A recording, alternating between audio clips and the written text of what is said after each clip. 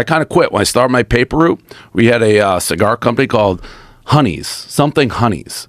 So it used to be a paper route. I delivered it, and it was like our first advertiser. I'd smoke them when I drove the Astro van. I got so high, and I was just done with them. When was this? 2004. You had a paper route in 2004? Barstool started as a newspaper. So I used to like hand it out, and we had those little news racks outside subway stations. For 48 hours, I just jump in my Astro van and fill the news racks, drop them in bars throughout Boston. Really? Yeah, that's how it started. That's how you started? Yeah, it's a newspaper. Wow. Yeah. So your own newspaper? Yeah. Wow. I'd wake up like 4 a.m., go to the subway, hand it out to people, like walking by me, and just scream at them, like, take the newspaper. Yeah. What was the motivation to do that? Like, So- how did you get the idea? I was always into gambling, and I had a normal sales job. I always knew I wanted to try my own thing. Flew out to Vegas, met with like the casinos. They're all like, you got to be a dealer. You got to start at the bottom. I was like, I don't want to do that. Talked to offshore casinos and said, how do I get involved? And they all said, the internet at the time I did this, if you went to a gambling site, fireworks, pop-ups, look like you're getting your credit card stolen.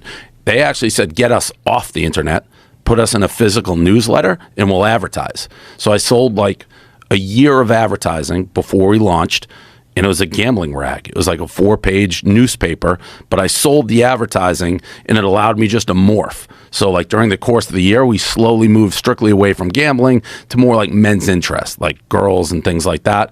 That's how it started. Wow. So when you were into gambling, like, why did you decide to do a newspaper? Because I knew I wanted to do something I enjoyed doing. I was doing cold calling sales. I couldn't do that my whole life. And when I called these casinos to advertise, it's what I just said. The internet was cluttered. It was filled. It was a time when it literally every gambling website had little graphics of fireworks popping up, everything. And the gambling companies wanted to get off the internet because it was too cluttered. So they said, if you do a newsletter or a newspaper, we'll advertise. So that's why I created it. How funny is that? They wanted to get off the internet. Off the internet. Yeah, there it is. Barstool Sports. Oh my God, look at that. 2003, the first issue of Barstool Sports. Yeah. Wow. Hooters football First headquarters. advertisers, yeah. Hooters. Hooters was your first? Yeah, yeah. Wow. Hooters is apparently in trouble. I just read something about Hooters is not doing That's well. the fake story? Is it a fake story? I don't know. The one that people aren't interested in tits anymore? Well, that's a fake story. I don't know if that's the not one. true. I think that's a ridiculous conclusion. Like, just because a business that has girls, with owl eyes over their tits. I don't know how they get away with it. I've always wondered that in this like culture, basically, where you can just hire on looks. Yeah, that is true, right? But don't they do that in strip clubs too? Yeah. I mean, they kind of do. Yeah, but I don't know how. Like, Yeah, there's no equality in strip clubs. no, like some all are that, better like- than others, but yeah, it's based on looks. Yeah, all that body positivity shit. That Out doesn't the window. So how do you figure, like, how do they get away with it? How does a restaurant get away with it? It's a good question, but it's the same thing in like those Chippendale shows. Absolutely. Yeah, I mean, that's what you're selling. If that's what you're selling, You get away with it. yeah, That must be the case. it is but it's not with models anymore. Like, now you can be an obese model. Yes. But that's also because you're selling clothes to people that are obese.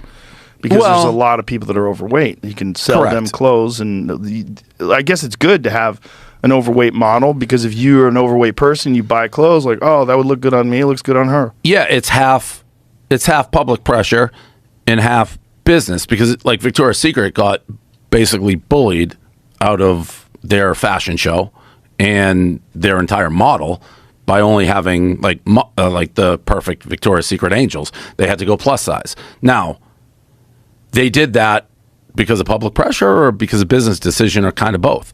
Were they stuck to their guns? If they're like, our business is killing it, we don't care what you say. I don't know. I wonder. I bet it enhanced their business to have plus size. Correct. So What a good business move. are they doing it right? Are they doing it? I'm one of those guys. I don't think there's any. I forget the word that I'm going to say. Altruism. I don't think there's an altruistic act in the world. I think every single thing somebody does is, even if it just makes you feel good, well, that's not altruistic. Right. Yeah, I've said that before about being kind and generous, that it makes you feel good. It's actually good for you too. But Correct. it's still kind and generous. It's like, just because like someone enjoys it doesn't mean it's not altruistic. It's just that there is a benefit to the person that does it too. I think a lot of people have this idea of altruism that you're only benefiting the person you're helping, and that's the only real altruism. But I think you're also, I mean, it benefits you, but it benefits you, and it feels good. It's like, I think people look at when people have ulterior motives. If someone has like charities bother me when I find out that the people behind the charities are making millions of dollars. That's the worst thing in the world. That is scary.